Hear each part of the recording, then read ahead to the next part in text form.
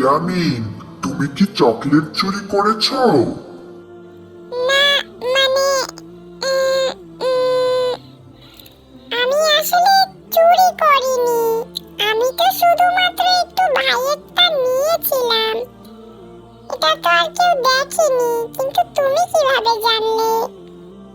কিন্তু ইয়ামিন, মহান আল্লাহ তাআলা তো সব দেখেন। তিনি অন্ধকার, আলো, রাত, দিন সব সময় আমাদের সাথে থাকেন এবং তিনি সবকিছুই পর্যবেক্ষণ করেন।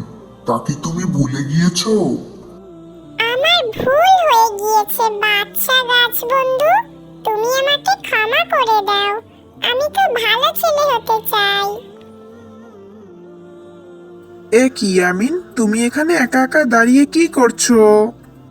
কিছু করছি না। আসলে ভাইয়া, হয়েছে কি, আমি না তোমার কাছে না জিজ্ঞাসা করে তোমার টেবিলে রাখা চকলেটটি খেয়ে ফেলেছি। আমি সত্যিই দুঃখিত। আল্লাহ তাআলা আমাকে দেখছিলেন। ইয়ামিন, তুমি যে নিজের ভুল বুঝতে পেরে সত্যিটা বলছো, এটা অনেক বড় একটি সাহসের কাজ। আল্লাহ সৎ মানুষকে ভালোবাসেন।